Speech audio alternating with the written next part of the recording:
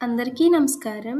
Welcome to Sreeraj food. నేను మీ సిరి. ఈరోజు మన వీడియోలో సరికొత్తగా మంచి స్వీట్ అయితే తయారు చేద్దాం. టేస్ట్ కూడా చాలా అంటే చాలా బాగుంటుంది. ఈ వీడియో మీకు నచ్చితే తప్పకుండా like, share and subscribe friends.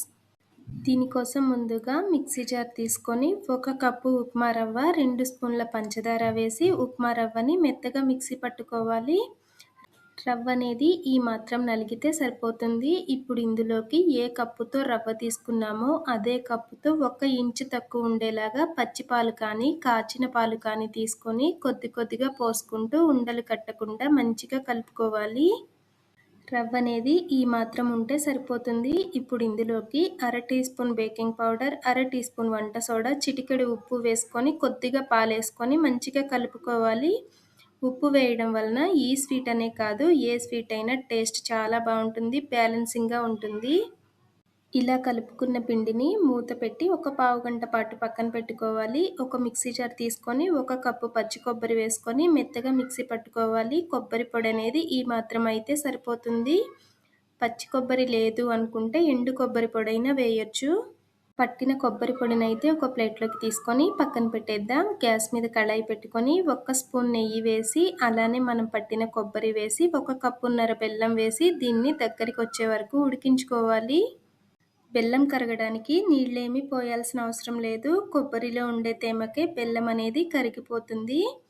మన ఛానల్లో ఇంకా ఈజీగా తక్కువ టైంలో చేసే స్వీట్స్, స్నాక్స్, హెల్దీ రెసిపీస్ చాలా ఉన్నాయి. కుదిరితే ఒక్కసారి చూడండి. వీడియోస్ మీకు నచ్చితే తప్పకుండా సబ్స్క్రైబ్ చేయండి.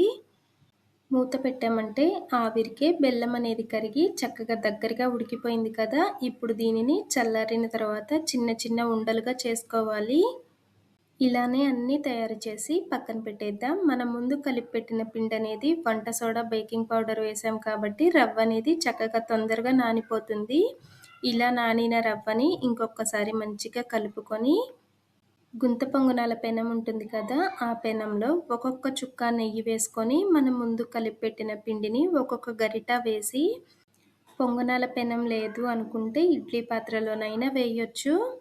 ఇలా మనం ముందు తయారు చేసిన కొబ్బరి లడ్డూల్ని ఒక్కొక్కటి పెట్టి మన వీడియోలో చూపించిన విధంగా క్లోజ్ చేసుకోవాలి. ఎక్కువ ఆయిల్ వాడకుండా 1 చుక్క నెయ్యితో ఈ స్వీట్ అయితే తక్కువ టైంలో తయారు చేసుకోవచ్చు. టేస్ట్ కూడా చాలా అంటే చాలా బాగుంటుంది. వీటిని డైరెక్ట్గా గ్యాస్ మీద పెట్టి వేయాల్సిన అవసరం లేదు. ముందే ఇలా అన్నీ తయారు చేసుకున్న తర్వాత గ్యాస్ మీద కళాయి పెట్టుకొని 1 లీటర్ సుమారు నీళ్లు పోసి నీళ్లు మరుగుతున్నప్పుడు ఈ పొంగనాల ప్యాన్ పెట్టి 1 నిమిషం పాటు ఉడికించుకోవాలి. 1 నిమిషంలోనే ఉడికిపోతాయి అన్నమాట. ఎక్కువ టైం ఏమీ పట్టదు. వీటి టేస్ట్ అయితే చాలా అంటే చాలా బాగుంటుంది. తక్కువ టైంలో తక్కువ ఖర్చుతో తయారు చేసుకోవచ్చు. ఈ వీడియో మీకు ఎలా అనిపించిందో కామెంట్ చేయండి. ఈ వీడియో మీకు నచ్చితే లైక్ చేయండి, షేర్ చేయండి, సబ్స్క్రైబ్ చేయండి. రేపు ఇంకో సరికొత్త రెసిపీతో మళ్ళీ కలుసుకుందాం. By bye friends.